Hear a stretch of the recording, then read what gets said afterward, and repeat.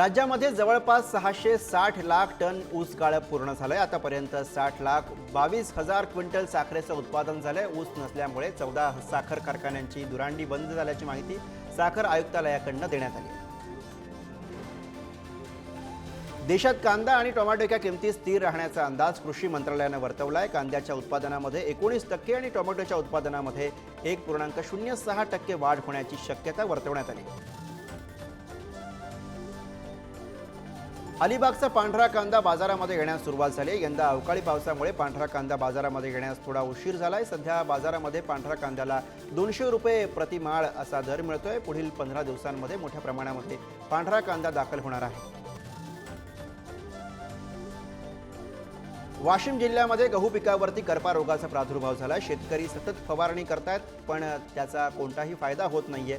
यामुळे गव्हाच्या उत्पादनामध्ये घट होण्याची शक्यता आहे। लातूरच्या सिरसिलमध्ये विक्रम धानुरेश या शेतकऱ्यानं 4 एकरामध्ये वाघ्या या राजमा पिकाचा यशस्वी प्रयोग केलाय।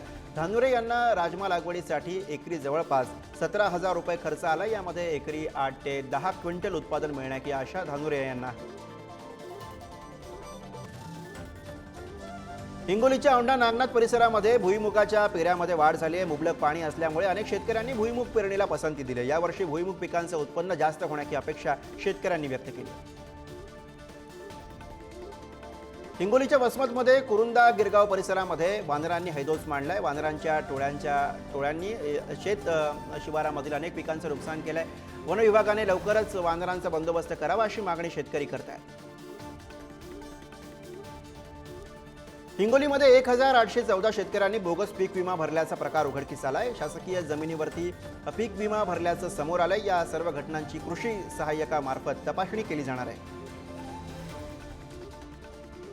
छत्रपती संभाजीनगरमध्ये सर्वात मोठी असलेली जाधववाडी भाजी मंडई इथं भाजीपाल्याची आवक वाढल्यामुळे भाजीपाल्याचे दर घसरले। त्यामुळे शेतकऱ्यांना आर्थिक फटका बसलाय।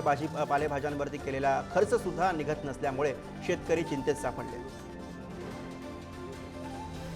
देशातल्या बाजारामध्ये हळदीच्या भावामध्ये चढ उतार होत आहेत। नव्या हळदीच्या बाजारामध्ये आवक वाढते आणि याचा परिणाम दरावरती दिसून आलाय। हळदीला सरासरी 11,000 ते 12,000चा भाव मिळतोय तर बाजारातील हळदीची आवक आणखी वाढण्याचा अंदाज आहे।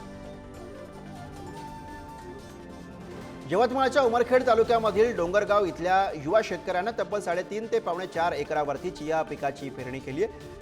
आंबा लागवड करून चिया या पिकाची आंतरपीक म्हणून पेरणी केली आणि यातून चांगलं उत्पन्न येण्याचा विश्वास शेतकऱ्यांनी व्यक्त केला आहे। नाफेडच्या शासकीय खरेदी केंद्रावरती सोयाबीनची खरेदी 6 तारखेपासून बंद झाल्यानंतर शेतकऱ्यांनी आता बाजार समित्यांकडे धाव घेतली आहे।